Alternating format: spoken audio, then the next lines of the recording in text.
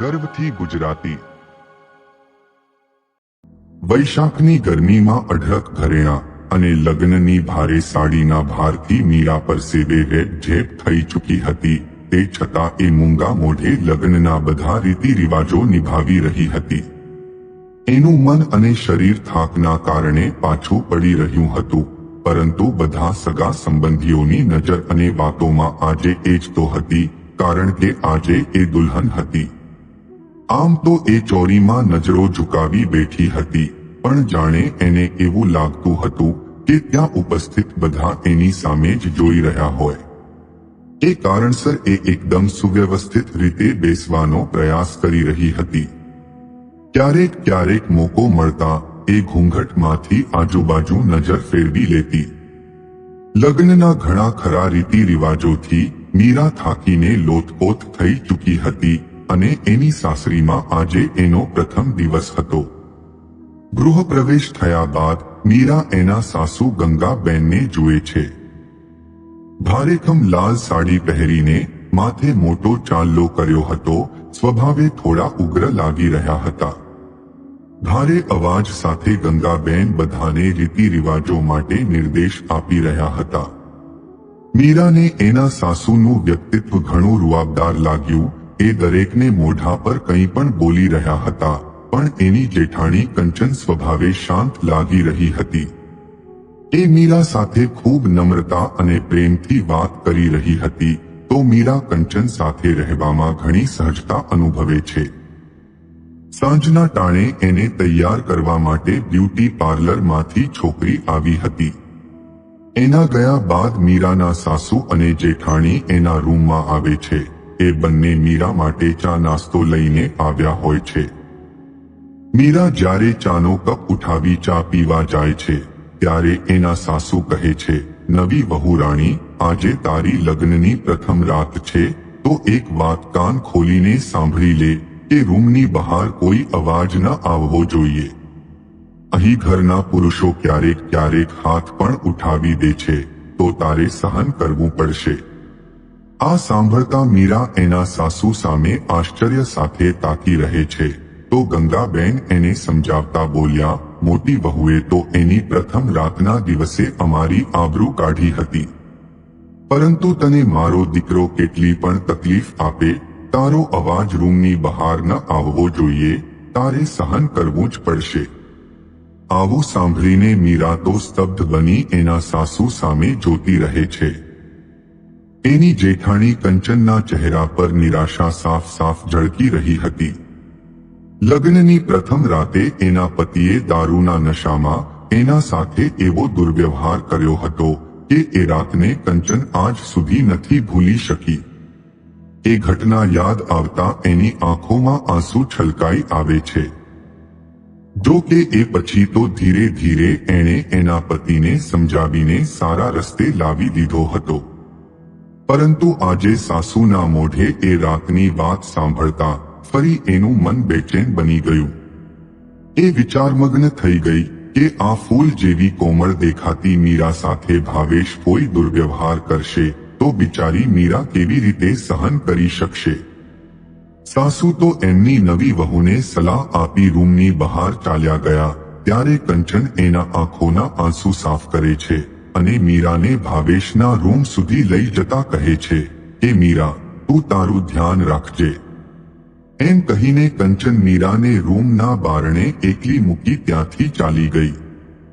હવે આગળ જેવી પરિસ્થિતિ સર્જાશે એનો સામનો મીરાને એકલા હાથે કરવાનો હતો। મીરા રૂમમાં પ્રવેશ કરે છે તો આખો રૂમ ગુલાબ અને મોગરાની સુગંધથી મહેકી રહ્યો હતો। આખા રૂમની સુંદર રીતે સજાવટ કરવામાં આવી હતી, પરંતુ સાસુની વાતો યાદ આવતા મીરાને કશું ગમતું નથી। એ ઉદાસ થઈ જાય છે। એ વિચારે છે કે લગ્ન કરીને એણે જીવનસાથી મેળવ્યો છે કે પછી એક એવો વ્યક્તિ જે ફક્ત તકલીફ આપવી જાણે છે। જો ભાવેશ એના સાથે કોઈ દુર્વ્યવહાર કરશે તો આગળ એણે શું પગલું ભરવું જોઈએ, એ બધા વિશે જ મીરા વિચારી રહી હતી। મીરા એના વિચારોમાં મગ્ન હતી ત્યાં ભાવેશ રૂમમાં પ્રવેશ કરે છે। મીરા અરીસા સામે જ બેઠી હતી એ તરત ઊભી થઈ ગઈ અને પાછળ ફરી જુએ છે તો ભાવેશ લથડિયા ખાતા ખાતા એના પાસે આવે છે. એના પ્રવેશની સાથે રૂમમાં દારૂની તીવ્ર ગંધ આવવા લાગી.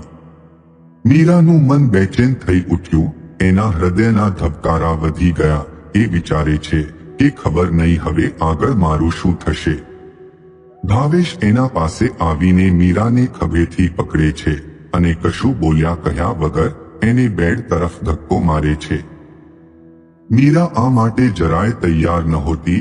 એ બેડ પર પડી ગઈ.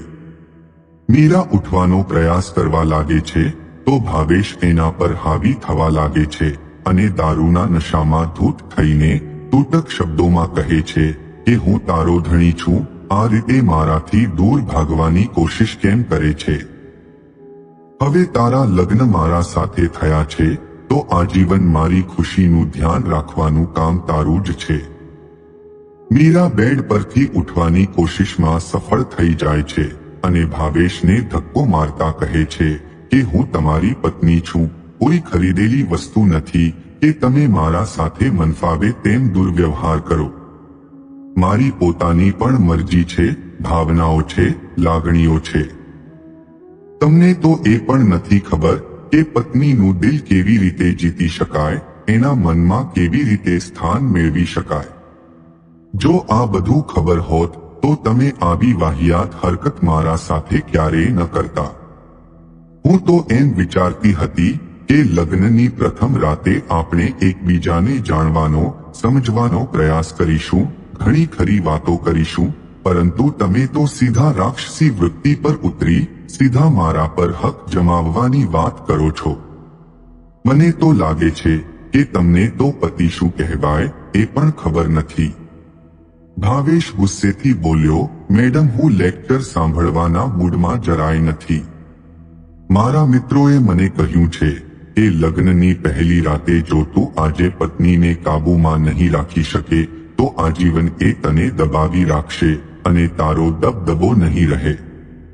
માટે હું તારી કોઈ વાત સાંભળવાનો નથી. તારા આ નખરા તારી જોડે રાખ. દારૂના નશામાં ભાવેશની જીભ પણ એનો સાથ નહોતી આપી રહી.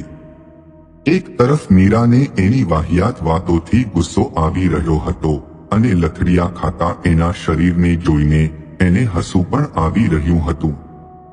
ભાવેશ મીરા તરફ આગળ વધતા બોલ્યો, તે મારા સાથે લગ્ન લેક્ચર આપવા કર્યા છે કે શું? તને ખબર છે કે લગ્નની પ્રથમ રાતે પતિ પત્ની વાતો નથી કરતા.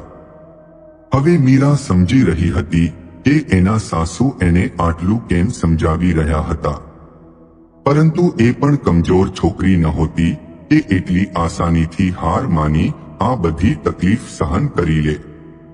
ભાવેશ નજીક પહોંચીને મીરાનો ઘૂંઘટ ખેંચવાનો પ્રયાસ કરે છે તો મીરા એના ગાલ પર જોરદાર તમાચો ચોંટાડી દે છે અને કહે છે કે મારા જોડે સભ્યતાથી વાત કરવાની, હું કોઈ વેશ્યા નથી.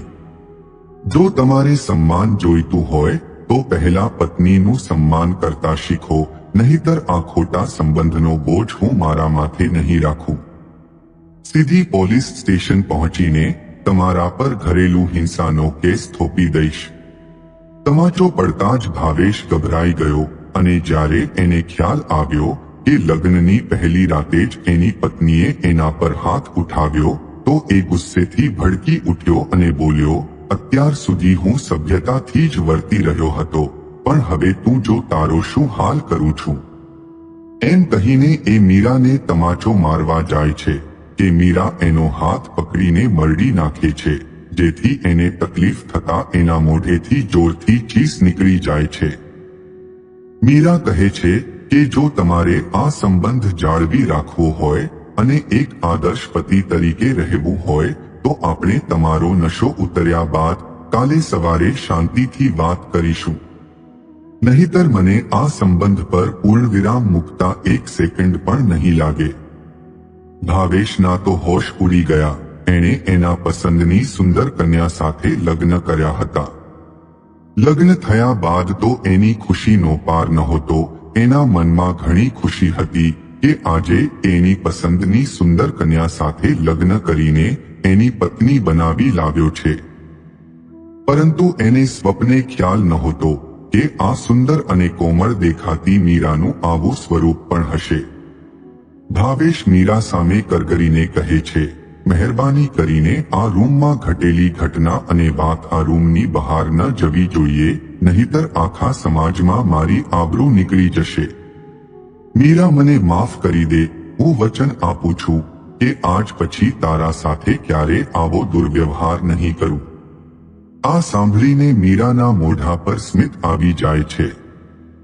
ભાવેશ કહે છે કે દારૂના નશામાં ધૂત થઈને અને મિત્રોની વાતોમાં આવીને હું ભટકી ગયો હતો, એટલે મારાથી આવું કૃત્ય થઈ ગયું.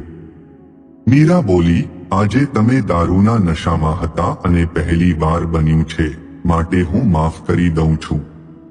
પરંતુ આજ પછી ક્યારેય દારૂ પીને મારા નજીક આવવાની કોશિશ પણ ન કરતા, નહીતર એનું પરિણામ સારું નહીં આવે. એવામાં બારણે ટકોરા પડ્યા. ગંગાબેન એમના દીકરાની ચીસ સાંભળી ત્યાં દોડી આવ્યા અને બહાર પણ મહેમાનોમાં અંદરો અંદર ચર્ચા શરૂ થઈ ગઈ હતી. મીરા બારણું ખોલે છે તો તરત ગંગાબેન દોડતા આવે છે અને ભાવેશ પાસે જઈને કહે છે, શું થયું ભાવેશ? તે આટલી જોરથી ચીસ કેમ પાડી? ભાવેશ ગભરાઈ ગયો. એની જીભ ઉપડી નહોતી રહી તો મીરાએ સાસુના કાનમાં જવાબ આપતા કહ્યું કે મમ્મી, તમે તમારા દીકરાને નહોતું સમજાવ્યું કે લગ્નની પ્રથમ રાતે એનો અવાજ રૂમની બહાર ન આવવો જોઈએ. હવે તમે જ કહો, તમારા સગા સંબંધીઓ તમારા દીકરા વિશે શું વિચારશે? એટલું કહીને મીરા મોં પર હાથ મૂકીને હસવા લાગે છે. ગંગાબેન ગુસ્સેથી મીરા સામે જુએ છે તો ભાવેશ વાતને ફેરવી લેતા તરત બોલ્યો, અરે મમ્મી, કશું નથી થયું. એ તો દૂધનો ગ્લાસ મારા પગ પર પડી ગયો હતો અને દૂધ ગરમ હતું તો મારા મોઢેથી ચીસ નીકળી ગઈ. ભાવેશ દૂધના ગ્લાસ તરફ આંગળી ચીંધે છે, પણ ગંગાબેનની નજર તો મીરા પર ટકી રહે છે. મીરાના શરીરના હાવભાવથી ગંગાબેનને ખાતરી થઈ જાય છે કે ચોક્કસ વહુએ જ કશું કર્યું છે. પરંતુ ઘરમાં ઘણા મહેમાનો હોવાથી એ આ વાતને આગળ નહોતા વધારવા માંગતા. ગંગાબેન હસતા હસતા બોલ્યા, સારું, કશો વાંધો નથી, તમે લોકો આરામ કરો, હું જાઉં છું. તેમણે બહાર આવીને પણ બધાને કહ્યું કે કશું નથી થયું. એ તો ભાવેશના પગ પર ગરમ દૂધનો ગ્લાસ પડી ગયો એટલે એના મોઢામાંથી ચીસ નીકળી ગઈ. બીજી કોઈ ગંભીર વાત નથી, માટે તમે લોકો પણ આરામ કરો. બધાને કહીને ગંગાબેન એમના રૂમમાં આરામ કરવા ગયા, પણ આખી રાત એ ઊંઘી ન શક્યા અને વિચારતા રહ્યા કે વહુએ એવું તો શું કર્યું હશે કે મારા દીકરાની ચીસ નીકળી ગઈ. આ બાજુ મીરા કપડાં ચેન્જ કરીને આરામથી સૂઈ જાય છે. લગ્નના પહેલા જ દિવસે એણે એની સાસુ અને પતિ સામે સાબિત કરી દીધું હતું કે એના સાથે કંઈ ખોટું થશે તો એ જરાય સહન નહીં કરે. જો કોઈને એના પાસેથી સન્માન જોઈતું હોય તો સામે એનું પણ સન્માન કરવું પડશે.